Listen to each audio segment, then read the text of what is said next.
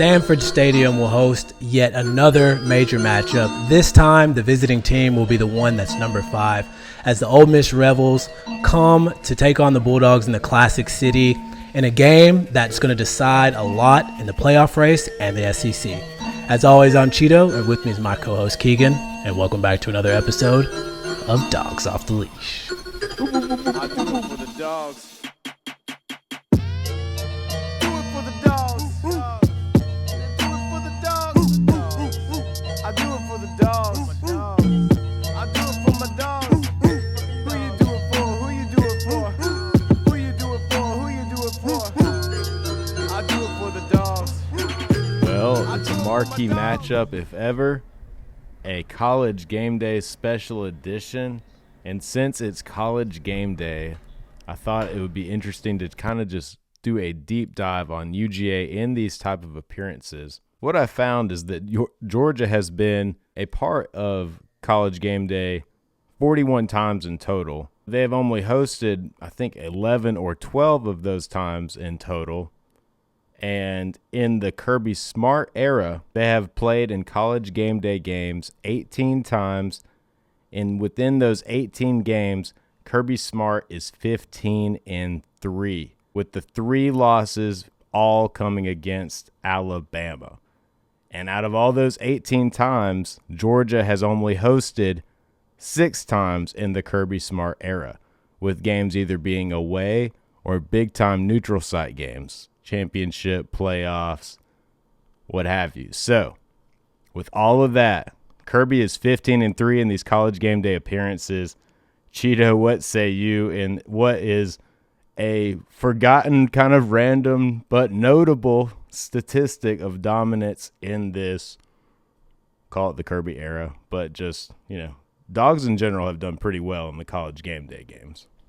Yeah, when you talk about the Dogs, you're going to notice the Dogs have been really successful against anybody not named Alabama to begin with, right? Yes. But This Lane Kiffin team has a lot of momentum going for right now. Currently 6-0 at the top of the SEC standings at 3-0. So it's going to be about, can they keep this momentum, or can Kirby and company do what the Bulldogs normally do, which is beat anyone that doesn't have that A on their chest and on their helmet. So I'm cautiously optimistic. We've seen some flaws in this team, but also as we continue to get healthy on the offensive line especially, I think this team can do some things to hinder Ole Miss. And if you've been a fan long enough, you know getting Ole Miss at home is much, much different than going to Oxford and playing these guys where we don't have success, starting with the loss that we had just last year in 2024. Yeah, and while Ole Miss has been a up-and-up team, they have not reached that level of dominance to maintain the success that they've had. And even in the previous Jackson Dart days, it was their self-inflicted mistakes oftentimes that kept them from finishing and closing the gap. So this Ole Miss team is really talented. I've seen them play very complete, complementary football. The defense can be stout at times. The secondary can make plays at times. The offense can really move the ball at times. The running backs are dangerous at times. The wide receivers, everything Ole Miss is doing well, but it's all at times. They're often being inconsistent and getting a little bit lucky with the mistakes that they make. So Georgia can't come into this game being a second half team. Chito, what can we look forward to finally get a hot start, a quick start, and not be playing from behind against an offense that's loaded with the mind of Lane Kiffin to drive this sucker and keep defenses guessing, let alone Georgia scratching their head in Sanford Stadium, which would be a worst case scenario. So how can we actually start off with the pace that we want? Yeah, this is one of those teams you don't really want to get into a shootout with, right? The strength of Georgia's offense so far has been running the ball. That is going to be absolute paramount on Saturday. And you're going to need some of that home field advantage. The crowd is going to have to be loud to keep this offense out of rhythm, keep them from communicating as clearly as they want to, getting their signals to their offensive line and their wide receivers, and really slowing them down because they have been as hot as fish grease to start this season. Most people are going to be familiar with Austin Simmons from last year, but it's Trinidad Chambliss who is leading the way so far this year. You mentioned their weapons, their wide receiver. Deuce Alexander has 20 receptions this year. And then you have Wallace III. He's leading them with about 360 yards. And then their tight end is an absolute red zone weapons. He leads their team with touchdowns with 3, and his name is Daquan Wright. So a lot going on. I think they're 20th in scoring this year, 5th in total yards, 8th in passing yards per game. And then one thing that we're going to have to try to beat them at is that turnover margin where they're 112th. So for us, it's going to be about keeping the ball away from them by being successful with the run game and converting third downs, which continues to be an issue. And we can't wait until halftime to start implementing these things. You have to come out with a plan from the jump. And if it doesn't work, maybe you make that change after the first quarter, God forbid, before halftime. You know what I mean? So I don't want to see another game where we're at least not engaging the tight end room. We have way too much talent, way too much depth, a lot of potential mismatches, especially with their linebackers, because they have complete talent across the defensive line, but I feel like it's not as solid in the linebacker level, and that's where tight ends can usually shine. So I know we've got a lot of blocking packages and ways that we can include them on the run, but how about some play action, involve the tight ends, and let's really let our best position group be a factor, because when we take that out of the game, I just don't think it's, for one, a good look for recruits. For two, it's head-scratching to fans like me. And for three, hey, like we want to be playing with the tip of the spear. That means Gunner needs to be running the ball. Like all the things that are going to keep us in a good position on third down are going to be our proactive aggressiveness, just looking at what players can offer us. Like we have to be smarter and smarter about getting the most out of this roster, and that's just being self-aware and knowing what we do well. So we kind of at this point know what we do well. Hopefully we're leaning into that. Throughout this season, the most frustrating things were that we didn't run the ball just here and there, but often enough with Gunner, and that we didn't involve the tight end. So that cannot be a trend going into the further parts of the season where, dude, what are the odds that we actually make it to the playoffs, make it to an SEC championship if we don't win this game on Saturday?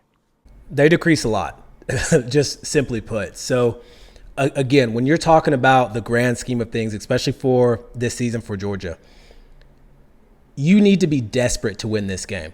For Ole Miss, they're actually not really in a bad position, right? A loss to Georgia on Saturday, the committee's going to look at them like, hey, great loss. You're on the road where we know you're terrible most of the time anyways. And if you look at the rest of their SEC schedule, it's pretty soft. While we still have to deal with the likes of Florida and Texas and even a Mississippi State team that's kind of exceeded expectations. So this is a win that we have to get up for. It sounds like we're getting a little bit healthier on the offensive line, so hopefully that bodes well for the run game. Chauncey Bowens is supposed to be coming back too, so those are pluses that we're going to be looking for. But a quick breakdown of Ole Miss and how they got to where they're at right now.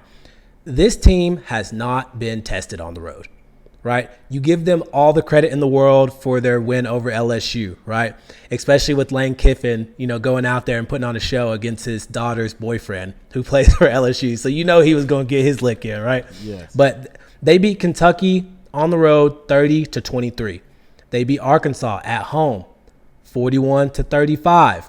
I mentioned the LSU game where they won by 5 at home. And then last week, for you guys who love to go back and watch highlights or games, go watch that Washington State game that they won at home. They won by 3. They've won all the games that I mentioned by a single score. So while they're having a good season, I'm taking nothing away from them. This team is beatable. Again, they're high-powered offense, but football is a lot more than just one thing well that you can do on one side of the ball. So Georgia has to test them in that. Turnovers, defense, running the ball, and holding time of possession, I think, are keys that are going to be successful for this dog team. I don't want to take anything away from what Ole Miss has on defense, which is some game-breaking players who at times have shown up throughout the season. Right. Let's leave it at that. Outside of that foundational respect, their offense has not been tested like you said, so I think they're a little bit porous on the backside. And then as far as stopping the run, they're a bottom third team, right? They're in like the 90s, 80s on a lot of these statistics. They're not doing good at all stopping the run. So I've seen highlights where they've stopped the run. It's not that they can't put it together. So we can't make it obvious and just make it easy for a team that has struggled, right? And Exactly. that just plays into being smart coaching. And if there's one thing that Ole Miss has, I think that Lane Kiffin is a coach who has evolved time and time again. You know, he came from that famous coaching pedigree. He started a little bit early on, had to kind of weather many storms, but he is someone that should be considered the best of the best, the cream of the crop. He learned under Nick Saban and really had to grow as a person to be so successful. So I think he has done extremely well at Ole Miss. And if there's anything that he's done potentially better than the coaches at Georgia, it is the in-game pivots, the calls that are just leaving other coordinators looking silly, leaving defenses with tons of open space and wide open receivers. He's the kind of guy that can scheme and call a game to make you look dumb. We're going to have to be disruptive and give Ole Miss a lot of credit scouting Trinidad Chambliss out of the Division II ranks, because the dude is uber talented and he's gotten that kind of full circle Stetson Bennett story where he has gotten all the reps, matured as a athlete, had the early on pedigree that didn't show up till later, and he's running the Ole Miss offense perfectly. He's a former point guard from basketball, and over the course of several years, he purposely put on more and more weight to be a more stout running type of quarterback. So he's someone that plays like a shortstop, like a bigger Kyler Murray with his quickness. He's quite dangerous. So Georgia's going to need to use its speed, keep C.J. Allen with the QB spy, and just do some things to not let Ole Miss run rampant on Georgia, because I guarantee you, knowing Lane Kiffin, he's going to spread us out in these falsetto fake looks that have nothing to do with the play that they're really trying to run. They're going to expose us on man-to-man situations and then run the ball with Trinidad Chambliss, because the dude is a baller and he's way more talented and athletic than probably any quarterback we're going to see in that regard. I think that his ability to have vision is better than DJ Lagway, Aguilar. He's probably a little bit better than those guys, so we just got to be dangerous. Yeah, and the reality for this game is we're probably going to have to prepare for both quarterbacks, just given that Simmons is still there and the way Chambliss has been playing. And then you add another layer. Kyron Jones has officially been listed as out on the injury report. So we're going to be leaving it on Ja'Cory Thomas, maybe Arian Maddox. Maybe we see Zion Branch for the first time at that safety position. So we are going to have to be really locked in, not blowing assignments and coverages, because this offense is explosive by every definition and metric that there is. So it's going to be absolutely serious that we do that. So yeah, you make a good point. And then I wanted to add also, it's not just the passing offense. Kywin Lacey, I think his name is, he's second in the SEC in rushing with 587 yards already. So they are not afraid to put it in the hands of their running back and pound out some tough yards. So just, be ready for what's going to have to be a real defensive effort from Glenn Schumann in this unit, and hopefully it doesn't start in the third quarter. Teams will bring their best against Georgia. Ole Miss pretty much kicked our ass last year, and we did not help matters by the slow start. And that has been a trend that has continued on, really held us back. So we need to play aggressive from the get-go and hopefully just not be so rigid in a script if we are getting outcoached and it's not going our way. Like, I understand, like in boxing, they do a little bit of like falsetto punches because you want to like examine the defense, so to speak, but like do so at your own peril. Like, we can't be testing the water so much where we end up 21-zip against the Ole Miss team that is quite explosive on offense. Yeah, and that tempo is something that we struggled with a lot when we played at Tennessee. Expect Lane Kiffin, who also coached at Tennessee, to know that that's on tape and to go out and really try to employ that with this group who's been successful doing it. The chess matches that are going to go on between both Kirby and Lane Kiffin is going to be something for the nerds just to, go crazy to, because they've played each other before, and it's this back and forth. They both know each other, so there's not going to be a whole lot of trickery, whatever word I'm looking for here, right? There's not going to be a whole lot of that. It's going to be line up. Maybe you show a little bit of complex coverage and then bail out of that last second, a little eye candy, a little motion. But overall, it's really going to come down to execution.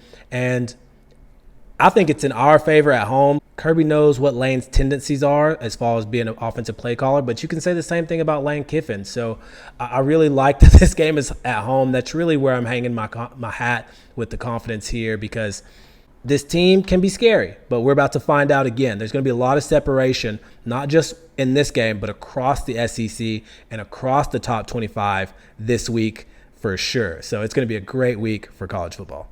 To me, it's a must-win game, and one of the more notable Kirbyisms that we've heard throughout these years is that you're either elite or you're not. This is the type of game where we can gain some separation. So we'll have to bring our A game because we are sure to see it from Ole Miss. I think that this defense is going to be able to clean some things up. I wish I could say that we could get pressure on Ole Miss. I don't think so. I think this one's really going to come down to hold home field advantage. And this student section and all the 92,000 plus that are going to be in Sanford Stadium to be loud, to really rattle this offense, right? And on the other side, Ole Miss's defense is not as good as it was last year or some of the years prior, the Land Shark years and all of that. But they are going to make you earn everything. So you're going to have to drive down the field methodically and score that way. For a Georgia team that wants to run the ball with its running back, its quarterback, and do play action and has the weapons on the outside, I think we're capable of that. So at the end of the day, I think we keep that Ole Miss offense off of the field, win time of possession, win the turnover game, and Georgia ends up winning 30-21. Go Dogs. Hell yeah. Yeah, I think this game has the type of potential to be more of a shootout like the Tennessee game was, just based on the talent level of the offenses. But if Georgia can impose their will physically, I think we have a physicality advantage maybe across the board throughout most of the ranks throughout our team, especially when it comes to position groups like wide receiver, tight end like we mentioned earlier, the size of our running backs. We have some beastly people on this team that match up quite favorably against Ole Miss. So let's lean on that. Keep this game from being a shootout.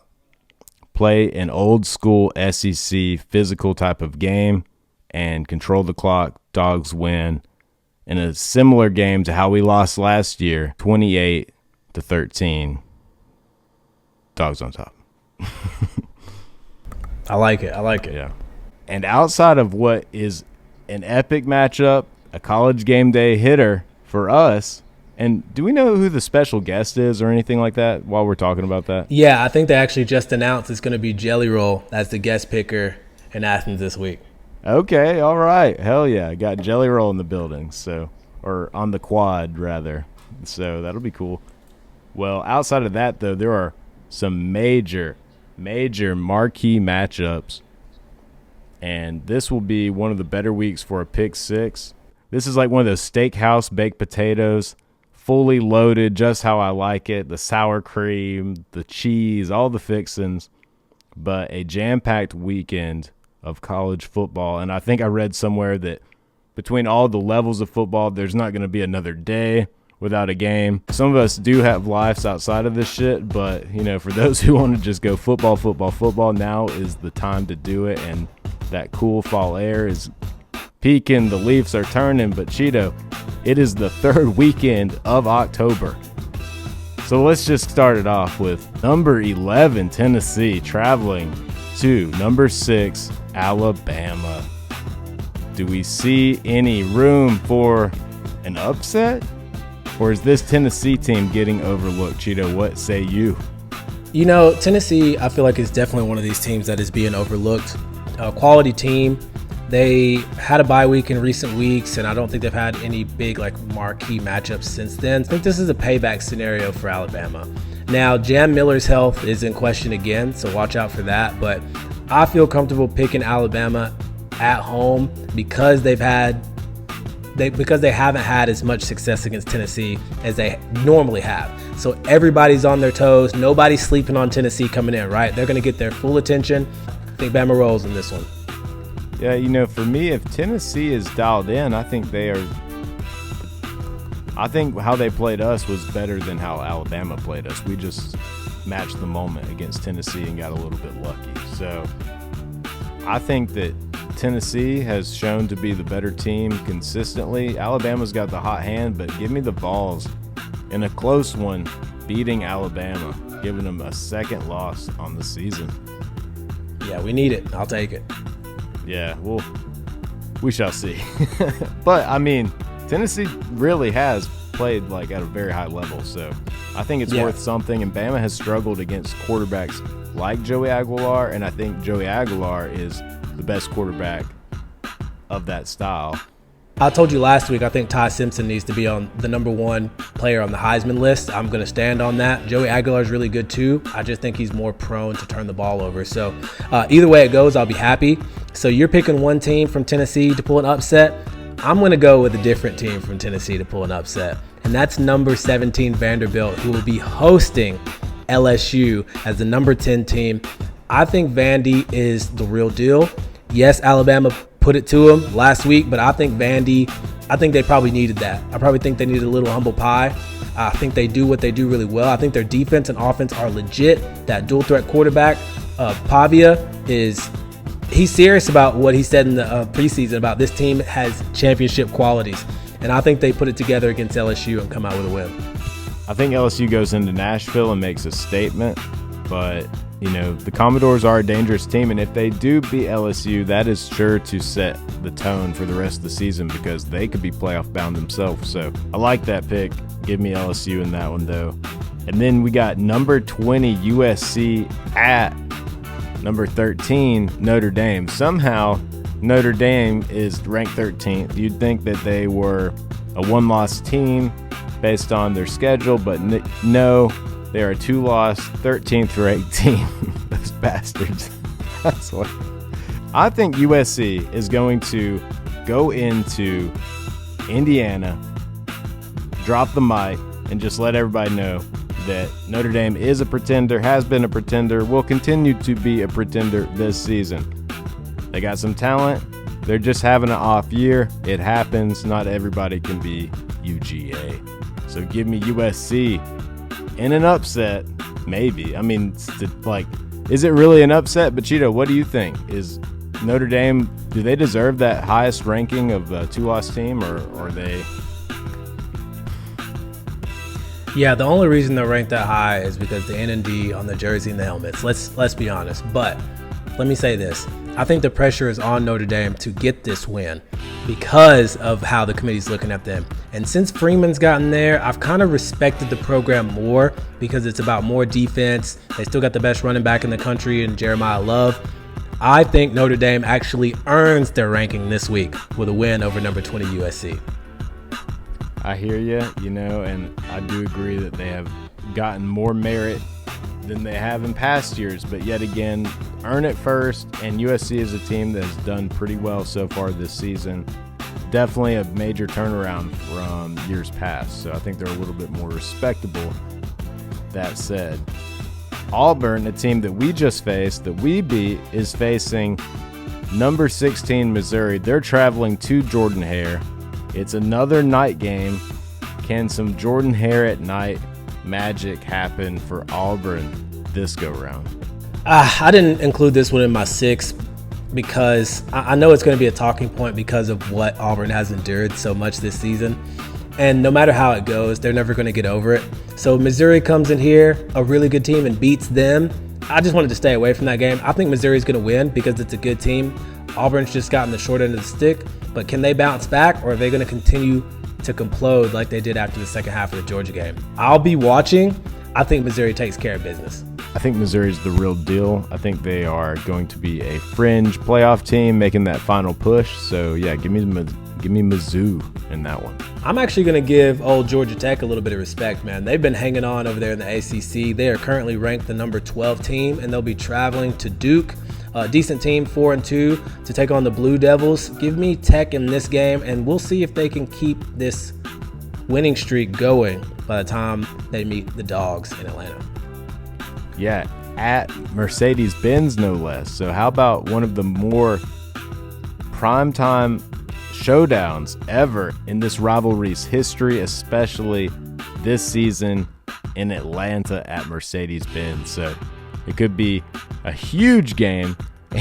So that'll be very, very, very interesting to tune into. And, you know, you got to give respect where respect is due. There were times where you get to laugh at Georgia Tech because of how silly they look and the kind of personnel choices they're making and the decisions they make on the field. And that's all great. But on the other side of that coin, when Georgia Tech is fielding a physical, hard-nosed, leadership-driven football team, real recognize real, Brent Key is doing some good things there. So I'm not going to say I like it, but at the same time, it is a little bit better being a Georgia fan with some giddy up for an in-state rival versus just yawning, rolling your eyes about them. So they've earned our respect, and we will definitely be talking about the Jackets more and more if they continue to win on the road to Atlanta versus us.